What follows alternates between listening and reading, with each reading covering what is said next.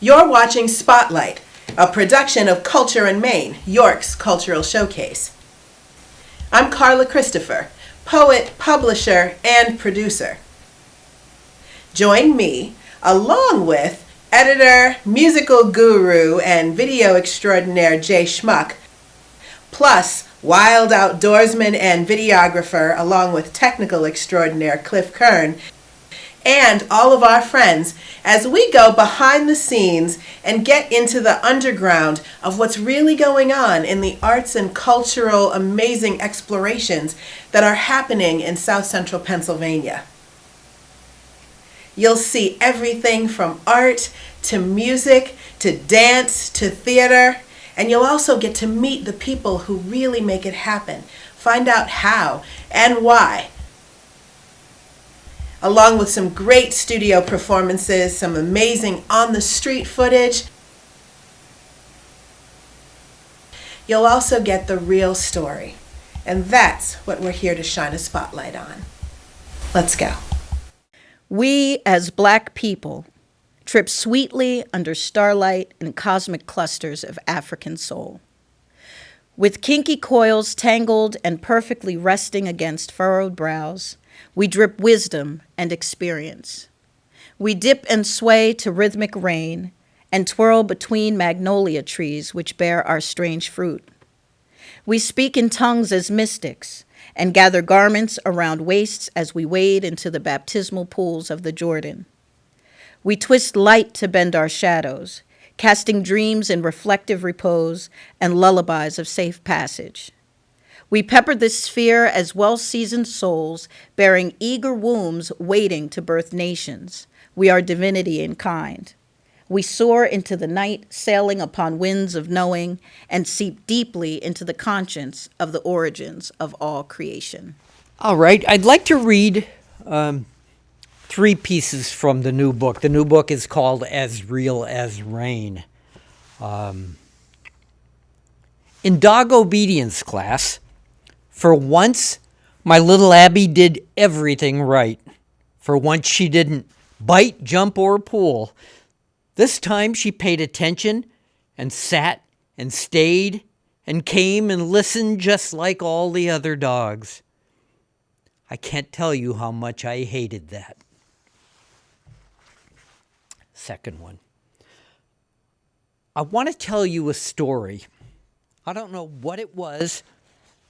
Maybe it was living through World War II, but members of Uncle Joe's generation always seemed to see themselves as part of a collective, a group. It was never I or me. It was always we or us. Now Uncle Joe, he was a storyteller, all right. He'd tell us stories about high school and his two favorite teachers. He named them Chisel Chin and Hatchet Face. He told stories about the war and serving in the same group as Clark Gable. So, a couple of years ago, at a family reunion, Uncle Joe was swapping stories with Uncle Leonard. Uncle Leonard talked about his aircraft carrier getting hit by a kamikaze. And these days with computers, someone went downstairs and actually found a combat photo of that plane just before it hit that ship. And there they were, these two old men. When they saw that picture with the plane slicing down through the sky, they stood up and were once again young and tall and strong. I saw them at their finest, and I'll never forget that moment as long as I live. Another very short one. I'll tell you one thing for certain. I've got a lot more yesterdays than tomorrows. And the only good thing about that is they all were spent with you.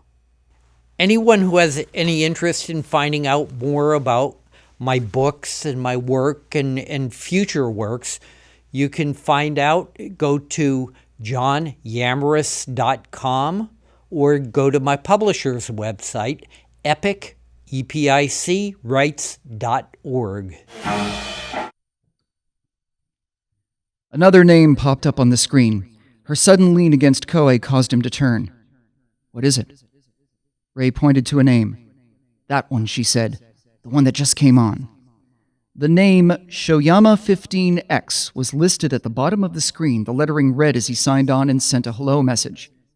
Do you know him? Koei asked. Why, Ray respired, do I think so? Kosan, have you met this person? No. Do you know if he lives around here? Intrigued, Koei typed a greeting to the new arrival. I don't know. Do you have a specific question for him? Ask, Ray said, her voice excited, if he used to go to Shoken Memorial. Kohei did so, and they watched the screen. There was a long pause. A series of dots appeared to show a reply was being formulated. I did, the one called Shoyama messaged. Who wants to know? Does he remember Ray Murata, she now asked. If you only want to use my first name, do that. You can mention my hair. Okay. Koei typed in the answer with Ray's description. Another long pause. Ray stared at the screen and licked her dried lips. The dots returned and then... Yes, I remember Ray. How do you know her? Koei looked over. Shall I tell him? Ray nodded. Please. Koei typed, Ray is sitting here beside me. The head of the Free Center where she lived introduced us. Her past is not unlike ours, and she wants to help. The screen went silent for several moments. Tell her I say hello. How is she? Does she still go to school with Rika? Ray grinned and Koei said, let us switch. Normally I wouldn't do this, but you need to talk to him. Koei left the office and went back out front. Nervously, Ray typed, Shokun, this is Ray. How are you? Yes, I'm still in school with Richan, and she as well. Your name came up in the book club the other day. Ray waited. The room fell silent, and Ray realized others were listening. Then another window opened with Koei and Sho's names in it, a private conversation. Are we alone? Is Koei there? No. Sho, where are you? I wondered about you after you left school. I'm still in the same place, with my parents. How are you, Ray? Are you still drawing? Yes, Yui is teaching me, and I took over her role at the center. That's good. I'm glad for you, Ray. You'll be a great artist one day. Is Rika well? She is. She will be happy you thought of her. We miss you in the club show. Another pause. I'm sure they don't miss me. I'm surprised the club still exists. Ray imagined Sho's tone of voice as if he were here. She typed back, Shikara and Tamiko are still in charge. I'm afraid they're much the same as you remember them. They can't change. They never will. I can't either, Ray. I'm trapped. The fine hairs on Ray's body rose. How? I can't leave here, Ray. I am not fit for society. I'm frightened. Ray drew in her breath, and her fingers banged out a response. Sho, I was once like you. Not exactly, but I felt as you do now. Let me help. What are you frightened of? Of never changing. I quit school because I can't take all that I feel. Ray, I can't talk about this. Please remember me to Rika. She was always kind to me. Katone and Isamu, too, as you were, but I'm not ready. Be safe. An automatic message noted that Sho left the room. Ray closed the screen and went back to the original. Sho was gone. Koei? Or is this Ray? Masato now asked. Ray, did I just drive Sho away? No, it's okay. Sho will be back. Don't worry about it. So you know him? Yes. I can't relate what we said, but if I were standing before him, I would say he fled from me. He doesn't want to know anymore. Sho is a lot like a lot of us. It's good you're here, Ray. He'll come around again. Kohei says we'll meet. I want to. We shall. I'll speak with him. Ray signed off. She pushed back in Kohei's chair and stared at the empty screen. Man, that's some sucker. Why couldn't he just suck it up, man up, toughen up? Did he give up or give in? The sound of defeat can be deafening. Like we're all privy to the inner workings. What is the tool to measure hurting? Thought you knew them. Perhaps it was the illusion they divvied out. To study the judgment, we ask for normalcy in the face of their storms. Please don't tell me you were thinking of killing yourself. The period at the end of a life sentence. Please don't tell me what you're thinking. If it's too ugly for me to bear. But I care. I care so much that I will cloak you in a better version of you. A you that would never consider the noose of permanency. We promote strength like it's currency, like it buys peace of mind, like it can buy a piece of mind. He wasn't in his right mind, the barometer of normalcy. When the demons come calling you by your first name, and your soul was so heavy you just want to rest on the Reaper's pillow. Tell me, where can you go? He chose to go home. I just wanna spend some time with you, share a rhyme or two every now and then. Conversation that may enlighten. Ooh, I just wanna spend some time with you, share a rhyme or two every now and then. Conversation. You see, I am the embodiment of expressed thought, the purest manifestation of the expressive arts, taking accountability for what I'm expressing to y'all. You see, it's destiny. I'm just expressing a call. Now, the key to my style is that I really have no style at all. I rip a page from my notebook, tack it to the wall, and spit. Then let the words lay where they fall, engaging you long enough to keep you all enthralled, because the fire that I'll spit will get your mind engulfed. See, I went missing for a minute, but was always involved, and later for wordplay, I just grab a microphone and go off. I keep my nose to the grindstone, keep getting my grind on, spitting on any topic that I choose to put my mind on, the return of the realness. Fire burns, you can feel it, you can see it, you can hear it. No, you want it, but you fear it. You can touch it, you can taste it, mainline it, get wasted, making part-time skin poppers, full-time bass heads with a flow. So addictive and so unrestricted. Thought I'd give you some attention because I know what you've been missing. Yeah, you like it? Go on ahead and you can pay me when it's finished. How you checking in the clinic, trying to get me out your system because I'm skilled. With precision, I could spit on a dime, plus I'm filled with a vision. I'm ahead of my time, and if I keep going forward, leaving heads behind, but if heads be so inclined to seek me out, then they'll find the immutable truth right here in these lines, the irrefutable proof right here in these rhymes. I make it do what it do until I'm reaching the sky, and I can jump off the roof and not die. I'm that fly.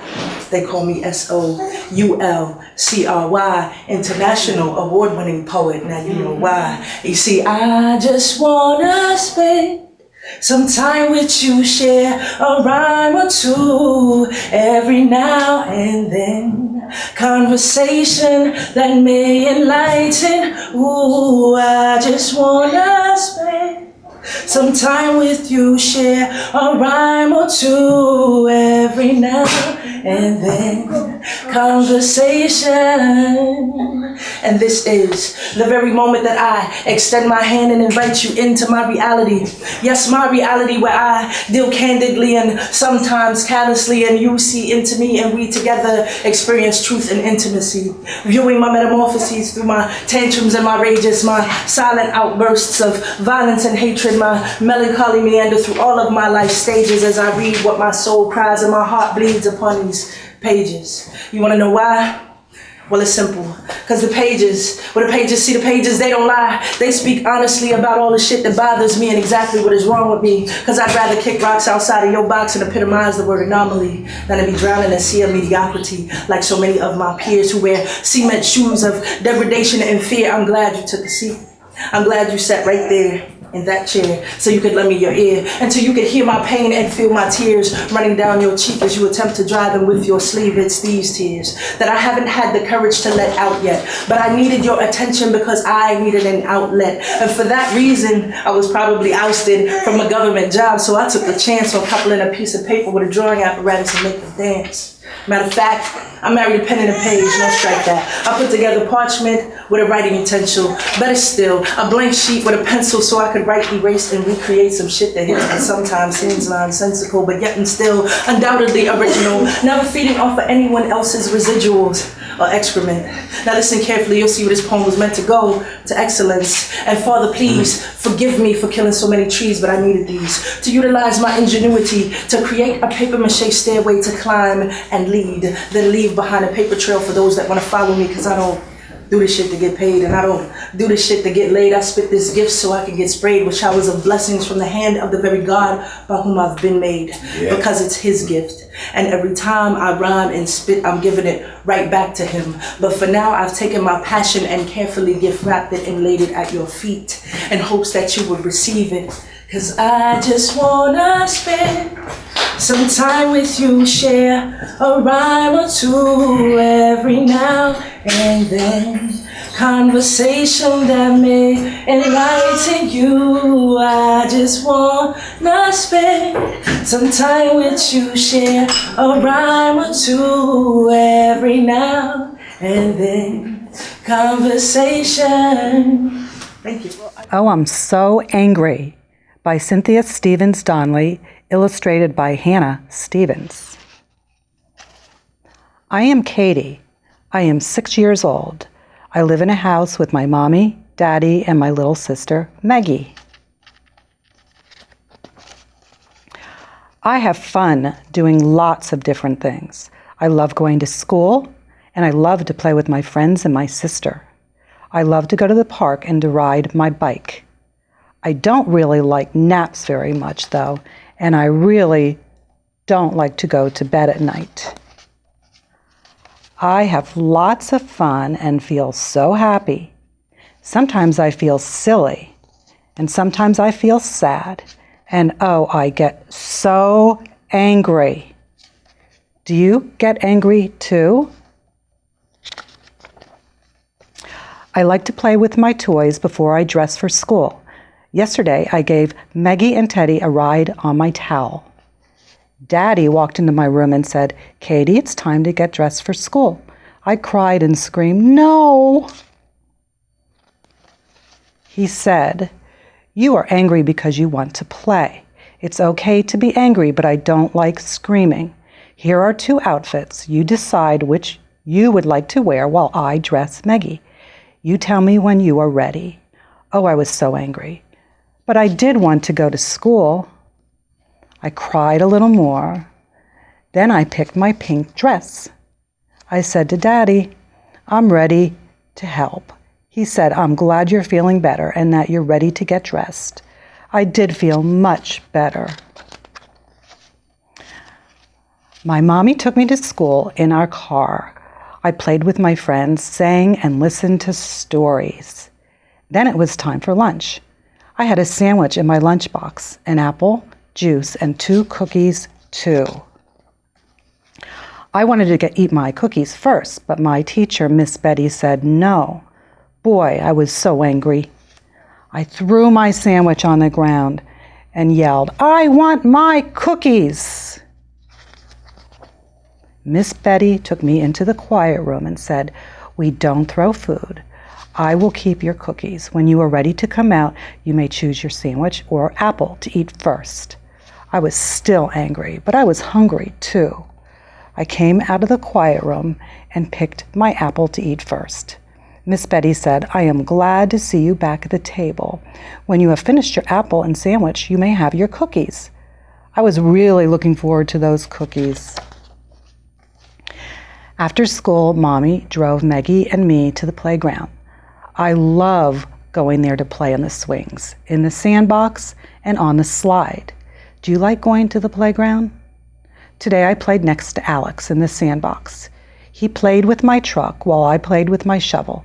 I wanted to share my truck, but I also wanted to play with it, so I grabbed it from him. He screamed. Mommy said, "I know you want to play with the truck, but you must wait until Alex is ready to share it or until he is through playing with it. Go and sit on the bench and tell me when you are ready to play again, and no taking toys from other children." I took Maggie with me to the bench. We cried and cried. I was so angry and sad. I really wanted that toy, but I really, really wanted to play again. So I told Mommy I was ready. I felt much better, and I tried really hard not to grab any more toys.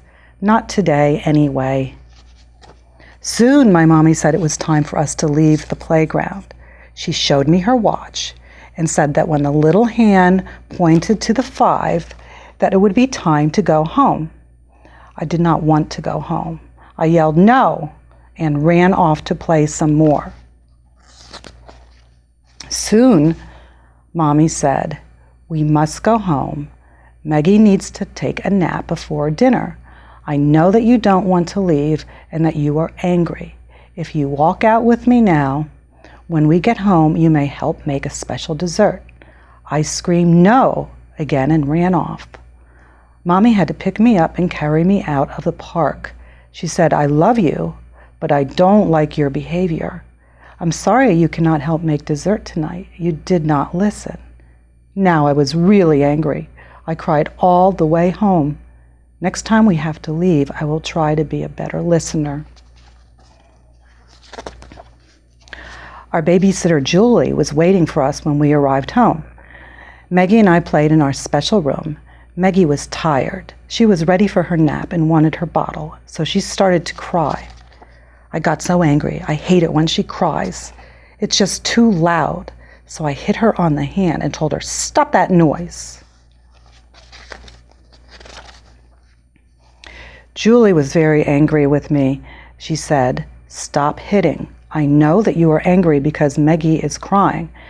But if you feel you must hit something, hit the floor. That might make you feel better. Or you can leave the room until Maggie is done crying. But you never hit people. Hitting hurts." Oh, I was so angry. So I tried hitting the floor. It did make me feel better. Next time she cries, I think I will leave the room. I must remember not to hit people. Soon Daddy arrived home. I am so happy when he gets home from work. Maggie is too. We all had a fun dinner. It was so good. Then Maggie and I took a bath. Maggie was very tired, so Mommy put her in her crib. "Night-night, Maggie." Daddy put my PJs on me and said, "Katie, it's time to brush your teeth. Then you pick 2 books and I'll read them to you in bed. After we're done, it will be time for you to go to sleep." I was happy, except about going to sleep. It makes me sad to have to go to sleep. I want to stay up and play with Mommy and Daddy. After we read the books, Daddy tucked me in and gave me a kiss. I started to cry. Mommy said, "I know you don't want to go to sleep, but if you stay in bed tonight, I will give you a very special sticker in the morning. Would you like that?" Yes, I really will like that. It's sunny. It's morning. And guess what? I'm going to get that sticker. Oh, I'm so happy. First poem I will read is That Which I Have, but I have a mantra first. So, I'd rather be felt than dealt with, respected rather than liked, relied upon rather than lied on or to, true to than psyched, hip to than caught up in some nonsense proverbial hype. And if I've interacted with you, then you've inspired me to write this, That Which I Have. Lord knows I'm not a perfect woman. I do not have a long, thin nose and I have unattractive toes. My body bears blemishes. That does not take away from my character in no way, shape, or form, nor is my personality diminished. My frame thin, not frail. Complexion golden brown, not pale. That which I have to give is true love in my heart for my cultured male. I walk the straight and narrow, keeping my mind's eye on the sparrow. That which I have to give is thorough. Full, thick lips, slim waist and small hips, loving people who are as bright as dawn and as black as a total eclipse. Eyesight far from 20/20 vision, but that which I have given to you, all of myself, my soul, equipped with black rhythm. Give you a taste now so that your mind don't wander. If and it is that you believe that absence make the heart grow fonder, I believe in me. Therefore on you, I don't have to keep tabs. Respect for self is that which I have. Thank you. I first began writing my segment for this book while I was still incarcerated. I'm sure that may raise the question in some people's minds of how and why would you write a book about from DOC to CEO if you're incarcerated? The answer to the question is this. Although I was incarcerated, I didn't have a life sentence. I knew in my heart that upon my release, I was going to advance full speed ahead towards corporate America. Also, I wanted to write my story of incarceration to incorporation from the inside to the outside. I've always incorporated different business ventures with the money that I earned from selling drugs, but as a result of selling drugs, I ended up incarcerated. For a long period of time, I kept a backward cycle of from CEO to DOC going, when it's supposed to be the other way around, obviously. I would sell drugs, take my profits, and invest it into some sort of business venture and get locked up shortly afterwards. Then I would come home and repeat the process, but with the hope of avoiding incarceration. Obviously, things didn't go according to plan. That is why, after my last arrest, I decided that my crazy cycle of from CEO to DOC had to change. It was time to change my life and correct the dysfunctional cycle and go from DOC to CEO. My last arrest occurred on March 4th, 2011. I was passing through Reading, PA on my way back to York, PA, and was pulled over by the police. After a brief search, the police discovered 3 pounds of marijuana in my vehicle, and from that point, I was arrested and hauled off to prison again. Bail was out of the question because I was currently on parole at the time from my last drug charge that I've been arrested for in October 2006. I had just gotten released January 17, 2010, and 14 months later, I was back in the belly of the beast. When I was arrested March 4th, I had 2 businesses, Urban Legends Bookstore and Urban Legends Clothing Store. I opened the bookstore in July 2010. It was the first black-owned bookstore in the history of York, PA. Getting myself arrested had several people in the community disappointed with me because not only was it a one-of-a-kind in York, PA, but it also was a great service to the community.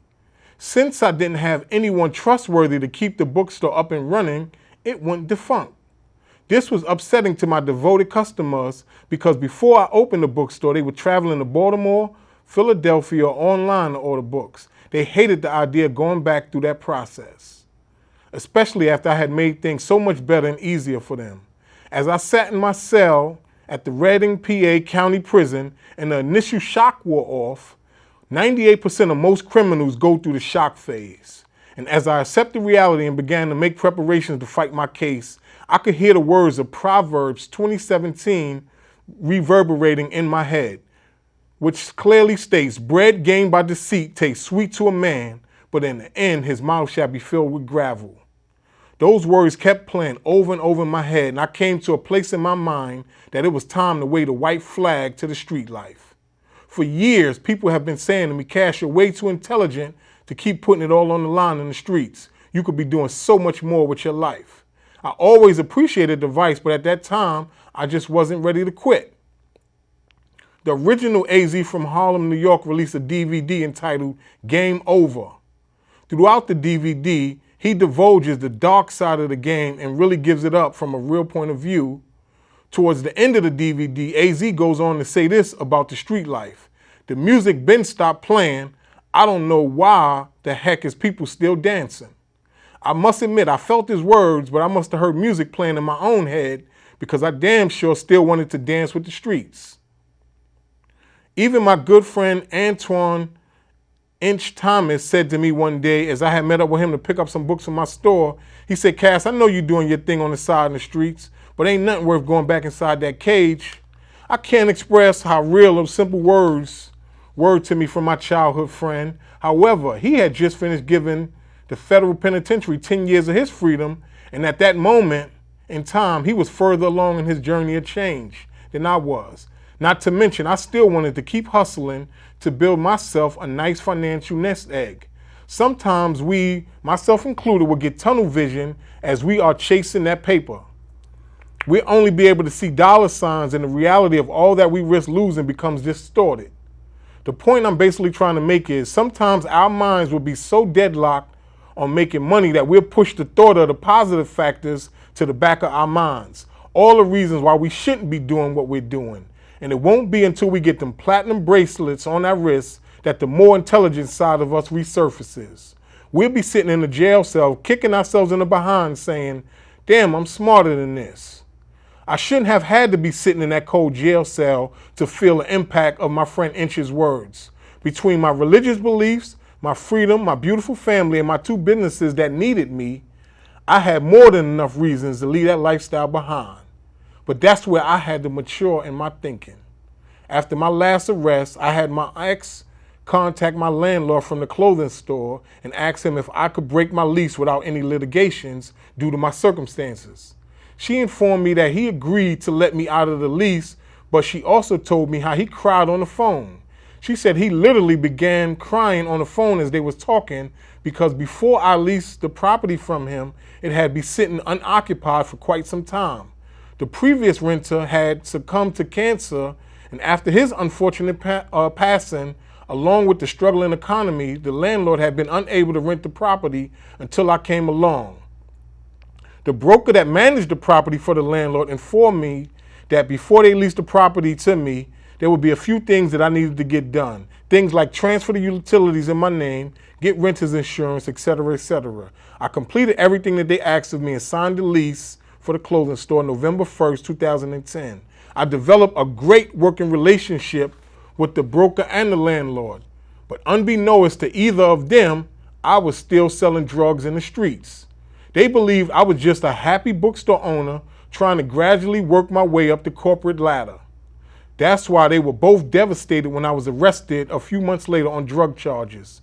When my ex explained to me that the landlord cried on the phone to her because I needed to break my lease, I was almost just as hurt for letting my landlord down as I was for losing my freedom in my 2 businesses. That's one of the major reasons why I decided to change. Going back to prison did not only hurt myself, I hurt a great deal of other people in the process as well. I don't just mean my beautiful 5 children that Almighty God blessed me with or my loving family. I mean, I hurt people that depended on my businesses to feed their families as well. People such as the contractors, the painters, the vendors, and my employees. The list goes on of people who come together to help to ensure the success of my business. That's why it's very important for us to keep in mind that our actions don't only affect us, but it affects the lives of others. When I decided that selling drugs and self-destruction was no longer on my list of options, I began my process of self-aggrandizement. Education, meditation, studying, career planning, writing, and basically everything conducive to my life's much-needed overhaul. I began making preparations for my re-entry into the real world while I was still incarcerated. I knew life would be harder for me this time around, being that I didn't have drug money as a security blanket as I had in the past. Truthfully speaking, I felt in my heart that I had something greater in my corner. I had a loving God that patiently waited for me to get my act together so that he could bless me in any endeavor that I put my hands on. I started penning my version of incarceration to incorporation as I sat in my jail cell because there wasn't even a shadow of doubt in my mind that upon my release, I would incorporate. I knew I definitely had a story to tell and a plethora of knowledge to share. I truly believed that my journey could help others look at their life with a new set of eyes and make changes in their own lives. That way, my trials, my tribulations, and my triumphs didn't only help me grow, but it helped others grow and self-aggrandize. To me, that's a form of giving back, which is something that I'm truly passionate about. In his book titled Do You, Russell Simmons said, if you want to be successful in life, help someone else achieve success. That's exactly what I plan to do by doing everything in my power to help others get their lives back on track. A few years ago, I met author J.M. Benjamin through my friend Antoine Inch Thomas at the Harlem Book Fair. J.M. Benjamin and I communicated periodically afterwards, and I had purchased some of his books from my store. As I was sitting in my store one day, I picked up his book titled Incarceration to Incorporation and began reading it. It turned out to be a great read. The title and the content helped me birth the idea of writing my own story of incarceration to incorporation. After all, why not? I was in prison and I got out incorporated. I did time, and now that I was home, I was incorporated. I was actually sitting behind the counter of my bookstore incorporated, so why not tell my story? Then I could approach J.M. Benjamin about the idea, but the book wouldn't have been sincere because I was still selling drugs in the streets. Also in my heart, that's being a hypocrite, which is something that I am not. Lastly, I got arrested on this last case about 8 months after I met Jay and Benjamin. So the book wouldn't have been available and I wouldn't have been able to do any book signings while following the necessary steps that it would have taken to ensure the success of the book. But the most important thing, as I stated earlier, is that the book wouldn't have been sincere, and to me that isn't cool. I would have gotten no personal fulfillment from that. However, the pages ahead contain my life, my struggles, and my triumphs on this journey to entrepreneurship. Holiday wishes. I've had my eye on this guy. His presence impresses me. I want him to undress me, lay me down, and dominate me. I could be his lioness. If he was my mane, I could rub him down, alleviate his pain, as long as he promised the same and delivered. You see, this guy came to my work, a meager occupation of juggling smiles and forks. I saw him, he didn't see me, his eyes scanned quickly, left instantly.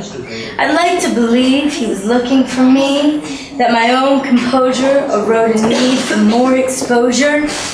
Could this be one step closer? More likely a coincidence of location in this free nation, aside from taxation, rising inflation, red tape situations.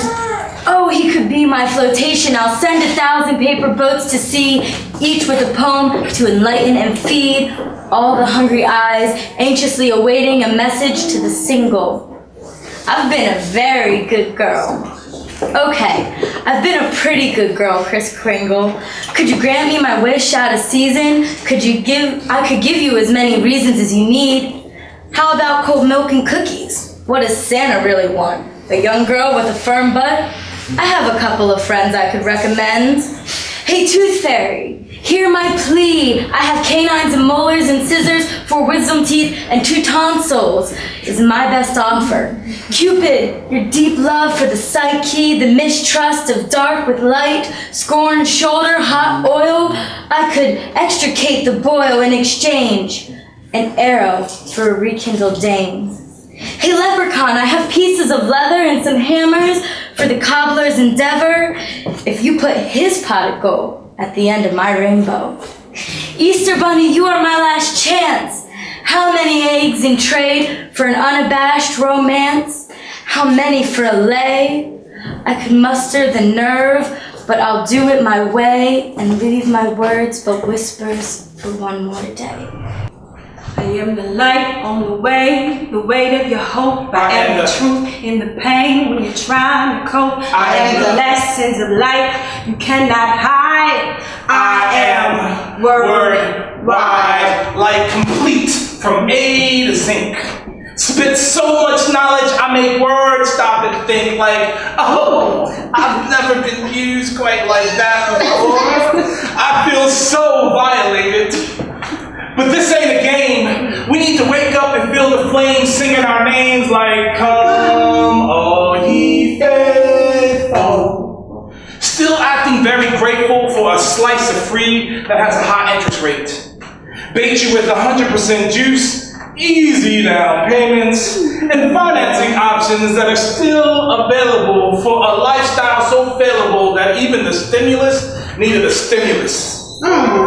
This double speak seeks the meek to destroy like imperialist flags that got girls bonded by their beauties and guys fighting over blocks and rags. Dag, I thought we were kings of more than just comedy. Oh, that's right. Cause our drama be the late night news and early morning talk show that keeps the whole world entertained. I am WordWIDE. Because my mind has been stained with letters. On some simple, serious, I just really want to make the world a little bit better. Me too. Get her some self-esteem. Show him you're much stronger than this. Give us a reason to fight, because life is more than popping models and guns and bottles for the Kearse. Even though I can admit that's a hard argument to make. Just because we play what the people want, don't mean at some point stars don't cease to wake. And for then, I am the darkness. For those on the ground that were left Noah's Arkless, and that burner's ready to spark this, I part it like Red Seas and complex equations.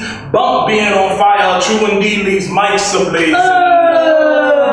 Raising the dead like Lazarus, but not for your minds to be lazy. On the 7th day he rested, because on the 8th day he had to make me. Whatever, I don't think so. I soak words in gravies and throw letters like dice. Pimp out my preposition, and like Borat says, that's very nice. I seduce silent syllables to speak out against their demons, gave birth to adverbs and adjectives, and my offspring will leave you fiending. True indeed will leave you leaning like way back in his rhyme. Big sexy keeps it artificial. And forever I am WordWIDE. Why? Because I want to know every word in the dictionary, in English and in Spanish. Palabra mundial. What you be saying? Palabra mundial. Whatever. In French and Chinese as well. Give it to him, girl. Greek and every language after. Words so wide I speak in chapters. Live out novels and love stories. Have Bridge and Merriam-Webster arguing over me. The girl is mine. Excuse me. I'm WordWIDE like the internet. Words wider than the Chinese alphabet. I'm a proper noun. I speak predicates. Verbs paint pictures like Egyptian hieroglyphics. Addicted to conversation. Friends think I'm fiending. Suggest I attend ABC meetings. I am as black and beautiful as the beginning. God's spoken, word woven, articulated in the secret place.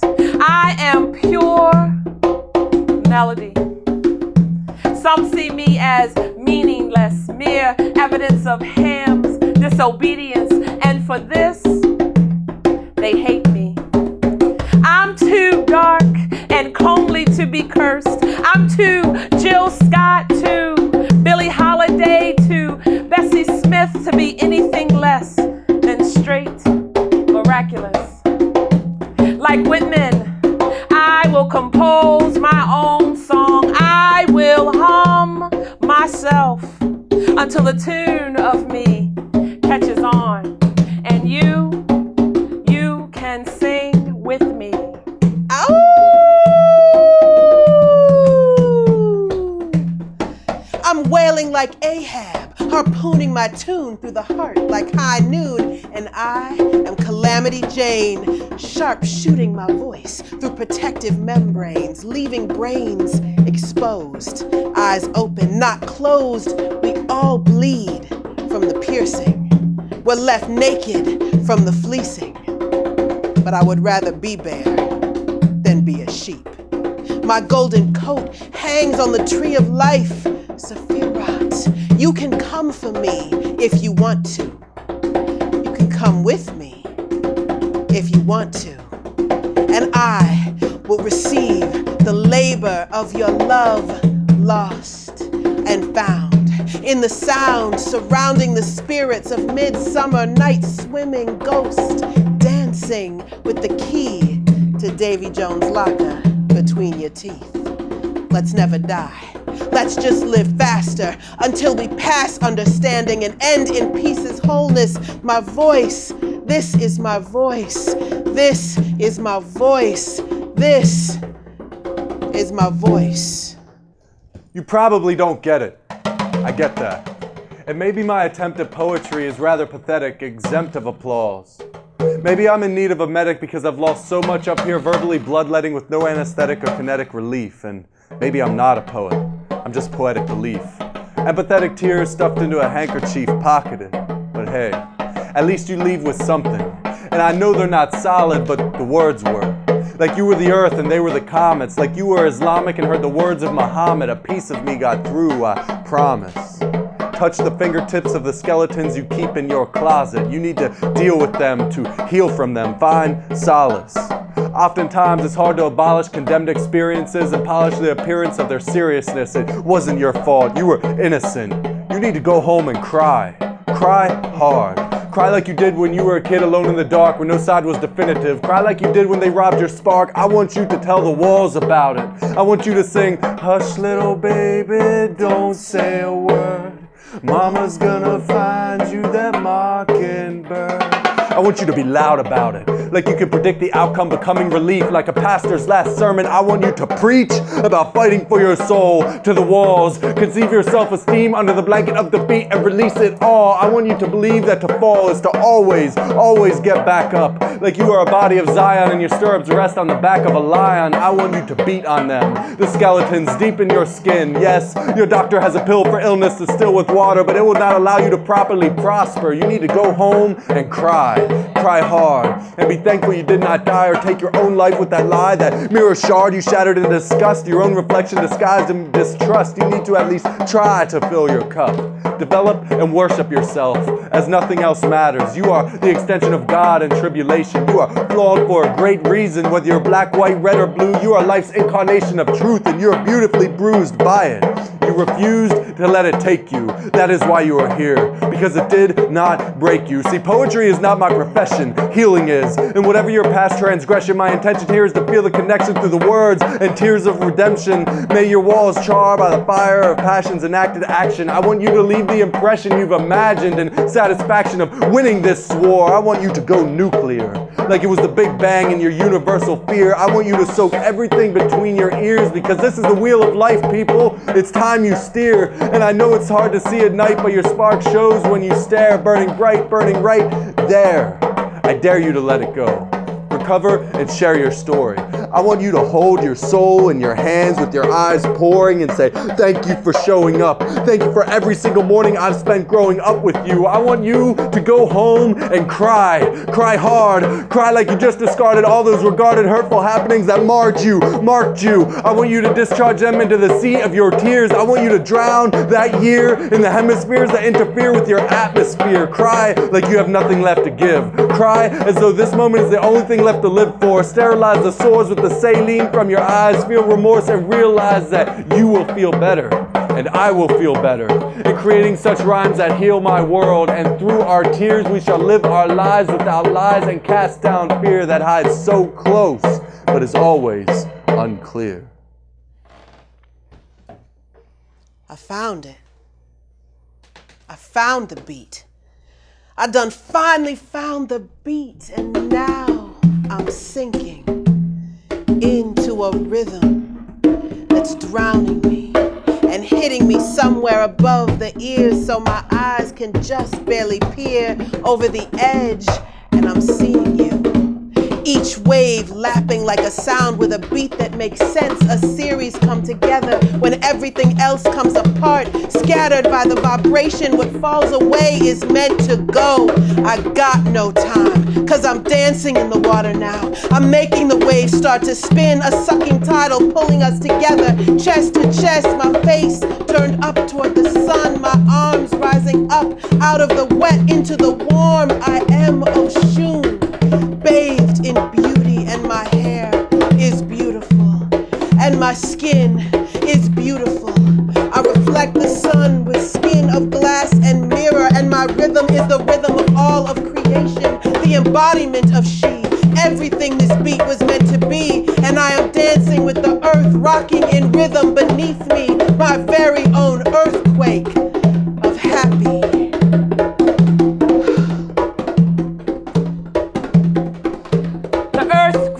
When he cried that firstborn cry, caused time to jump track, the world shift off axis.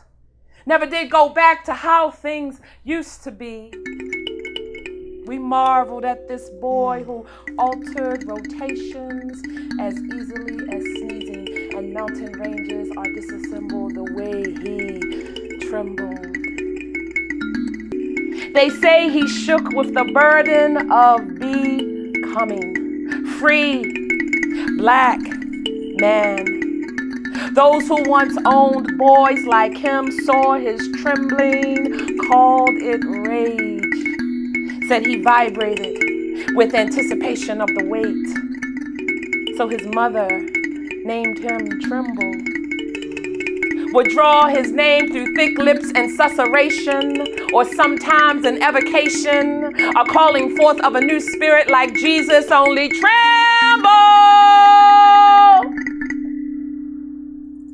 Each time The earth groaned, eager for this Son of God, this black boy called by something as intangible as wind, to grow strong, stronger, strong enough to trample mountain peaks with bare feet, to crush false nations with the snap of a finger.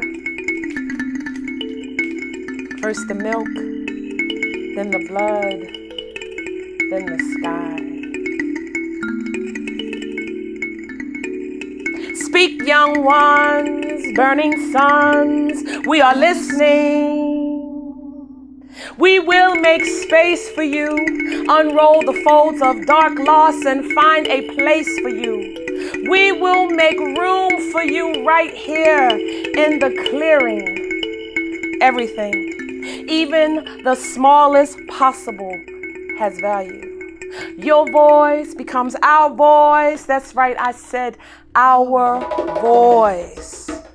Singular, as in one collective sound. It's called universe for a reason. One poem since the beginning, a multi-generational poetic continuum, like a house with multiple entrances, doors, portals, and windows, dimensional. The way our words commingle, the way our voices continually tunneling, traveling vast distances from mind to paper and pen, then back again, the speed of thought circling, circling, circling. A poem holds metaphysical realities just by being. We create literary translocations without boundaries. It's called living. And I'm not talking about surviving. I'm talking about purposeful living, making a difference. Even a black hole requires imagination, someone to bear witness to its collapse and reformation. Speak, young ones, burning suns, we are listening.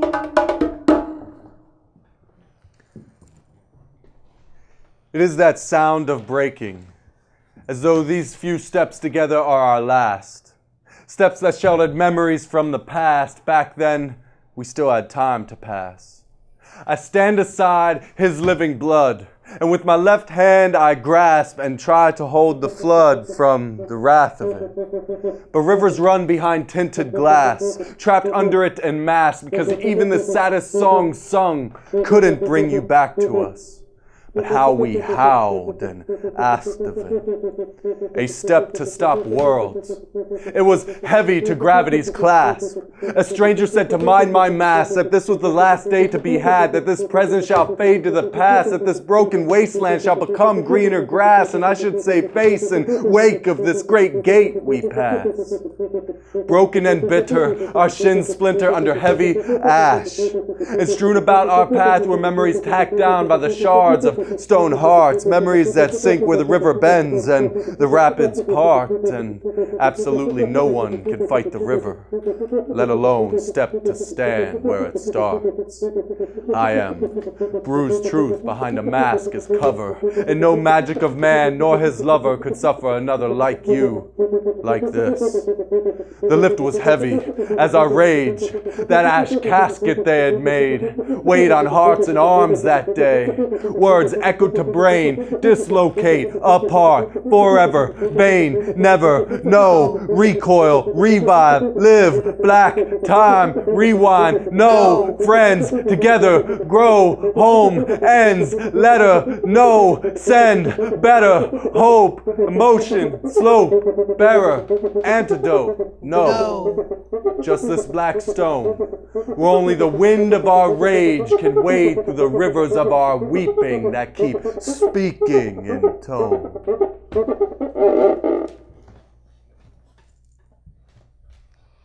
Evie say God must be a woman, that we was made in her image, though she whispers it like she's afraid he might hear us talking about him that way. I tell her she's blaspheming. Evie say she been blasphemed against all her life, that I've been blasphemed against too, just because we women folk. She asked me to think over how many times someone spoke to me, to my womanness, with irreverence, me sacred, like them stars. Only Evie say more so cause I was fashioned and God's likeness, and me not even knowing it. I laugh at her, but that night When I creep back home and let myself in the screen door real quiet so as not to wake Leonard, something deep down in my belly tingles at the idea of God. With her nappy hair, coffee and cream skin, and lips thick as plums, looking like me. Ruthie craves a child of her own the same way I once ached to leave Granville. So I tell her about when I was pregnant with Pontella, when she first fluttered. And the women who already had children, how they told me it would feel like I had a belly full of butterflies. Only it wasn't like that at all. I'd felt butterflies before. They came with the fear. This was something else, more like dove wings, bringing me peace for the first time in my life. And for a while, I thought I was having a bird, till I saw the cold black coils of hot hair peeking out from between my thighs. When the midwife turned Pontella's face in order to sweep her mouth, seeing her face, that ancient face, I realized for the first time that a whole being had lived in me. The all made it so I could barely breathe or move. I could hardly hear the midwife telling me to push one more time. The shoulders and me taking the deepest breath I could, so deep my chest burned. Hunching my back and pushing with all my might. I felt in my soul more than in my body the ripping, like the ripping of the veil. Shaking, I fell backward onto the bed. My eyes rolled up into my head. It's like I was falling into the bluest of oceans, sinking into the warm, rushing waters of life. I had fallen into myself. I had become the world, my womb, the center of the universe. I had become one with God, one who knew what it meant to be creator, life giver. That's how I know God is a woman.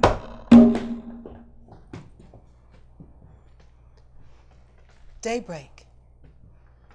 Freshly rising sun, summer berry sweet on my waiting tongue. I am trip hop skip stepping to lyrics waiting to be sung in the key of we.